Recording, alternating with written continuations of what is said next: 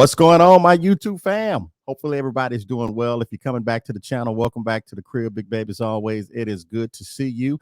If this is your first time visiting the channel, thank you so very much for visiting. My name is Kenny. Good to see you, and certainly nice to meet you as well while you are here. If you haven't already, please subscribe to the channel. That will obviously continue to help this channel grow, get in front of more people. That is what it's always about.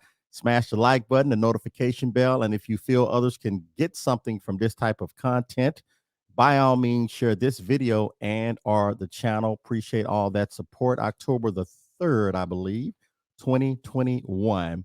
This is almost going to be a piggyback on the video we did a few days ago. I think it was titled Box Truck Finance, and I got an email, and like I say, this is probably going to be a piggyback, if you will. The email says, Kenny, I am a recent subscriber to your channel. Love your videos. I am in the process of trying to buy a truck. Do you think I should buy new or used? I know the new trucks can be obviously more expensive and hard to get approval for. And do the walkaway lease still exist? Thank you for the email and subscribing to the channel. I always appreciate that support. Thank you so very much. So let's talk about the walkaway lease first. I have not seen that in quite some time. If you have seen walkaway leases, let us know. Now, I do know from my understanding that they still exist if you are working for a company and decide, in orientation, they always ask you if you want to go owner operator. They talk about the trucks that they have, and you decide to be owner operator for that company. Some of them, I believe, still have what they call walkaway leases. But in terms of just you going out and finding, getting your finances and they're offering a walkaway lease, I don't really see that anymore. If you guys know of any walkaway leases, and my understanding of a walkaway lease, you get into it, you're leasing it, you say, I don't like this, not what I thought it was, and you just turn the keys in and there's no backlash. I don't know of any of those. If they exist, guys, weigh in the comments and let us know. We'll share that with the channel. In terms of buying new or used, that is really a tough one to answer. I think I've said in previous videos, when I buy another piece of equipment, more likely it'll be new. So there's pros and cons to it. We talked a little bit about box truck financing in a previous video where we were talking about if you're buying a pre-owned truck and it's got 200,000 miles on it, you don't want to go past that 36 months on financing, at least in my opinion. You can probably go 48.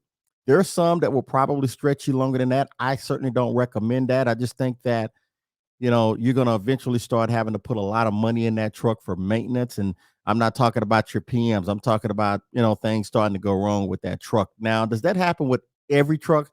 No. I know guys who have trucks and it's got over 1,000,000 miles and it runs better than some of the new trucks. I mean, that's just the reality of it is when these trucks are made, some are made better than others. And it's a machine. And so they all can, and in most cases will break down. So when you're looking at a truck with 200,000-300,000 miles on it and you're looking to finance it, or is that truck going to be able to last you? And so I don't think it will.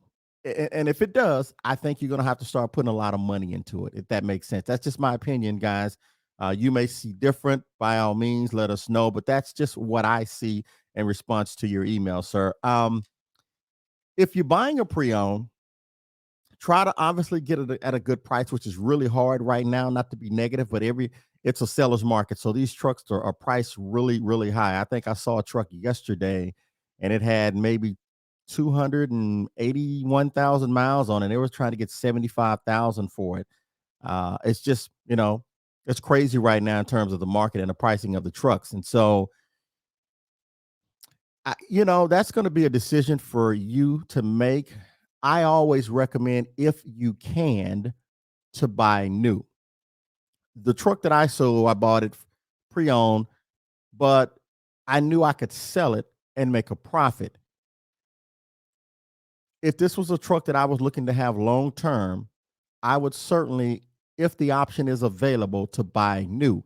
Now, banks, in my opinion, from what I've seen, feel a little bit more comfortable on approving you for a new truck as opposed to a pre-owned truck, because that depreciation is not there as it would be on a truck that's 3, 4 years old with 300,000 miles on it, right? They feel a lot more comfortable. So it's pros and cons. If you buy a new truck, you can stretch those turns out to 60 months.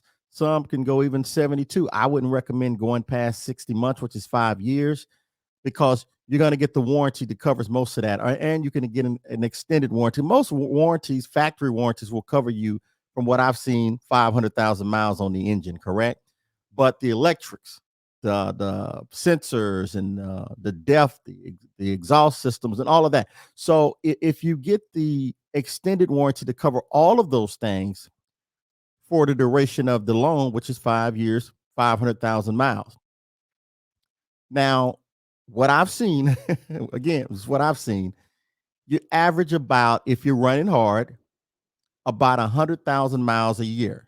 Some do less, but let's just say 100,000 miles per year.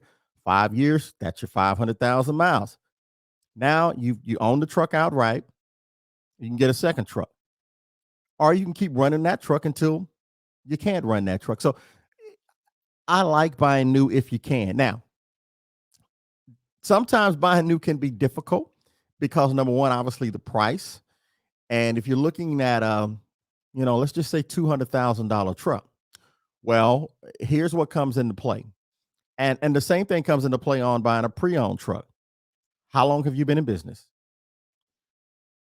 Do you have an experience, not just as a driver, but as an owner operator? What is your credit like? All of that is going to play a role in determining, number one, if they're going to give you the loan, and number two, what the terms look like on that loan. Most cases, new business, they're going to categorize you as a startup, which means you're going to come to the table 10, 15, 20%. So let's just say, I had to get my calculator, but that if the truck is 200,000, you're coming to the table with probably, $18,000 to $20,000. Banks feel good about that because you've got a lot of skin in the game. The odds of you defaulting after you've came to the table with 20,000 is really slim in their eyes. And so they look at that totally different, as opposed to you going and, buying a $50,000 truck and putting up maybe $8,000 to $10,000. It's a different scenario. And so, but now here's the other side of that. Will they approve you for a $200,000 truck? If you have not been in business long, if you've been in business several years, you've got some tax refund or tax statements on your business, got cash flow, bank statements, maybe a different scenario, good credit. But if not, 200,000, it's going to be pretty tough for them to give you that, even with good credit, without a significant down payment, in my opinion. So should you buy new or used? That depends. If you can afford to buy new, I always recommend it. Now, people will say, well, if I'm paying $200,000, man, my note is going to be crazy. Yes and no. You can buy a $50,000 truck. Remember, commercial vehicles is totally different from personal. So you're probably paying $1,200 or $1,300 on that $50,000 loan. Now, if you got a $200,000 loan, maybe the interest is a little bit different, and you may be paying a little bit more. You may be paying, man, I'm acting like a F&I guy now, but let's just say 24. It's probably more than that. It's probably around probably 2,800 to 3,200. But let's just say, for the sake of math, and I don't have to grab my calculator, let's just say it is $2,400 a month. What I would do in a situation like that is, after every weekly settlement, I would pull, in this case, $600 out of that settlement. And so at the end of the month, I'm not trying to pay this big lump sum of $2,400. Does that make sense? So I would pull it out of my weekly settlement and do it that way. So it is going to cost more, but in the long run, it may be beneficial. You have a good truck. Now, I'm not saying new trucks don't break down. I'm certainly not saying that. Again, I've seen trucks come off the lot. They've been sitting at the dealership in their lot for 3-4 months. And as soon as you get up the road, everything on the dashboard light up like a Christmas tree. I've seen it happen. The only difference is that truck is under warranty in most cases. So the only thing you got to worry about is the length of time is down getting fixed, but you don't have to pay for it. Now, it's not making money. You're still paying on that truck. and whatever obligations you have in terms of expenses at home. True story, but you're not paying for the truck, other repairs. So that's a difference there as opposed to having a pre-owned, no warranty. It break down, you're paying for repairs and all your other expenses as well. So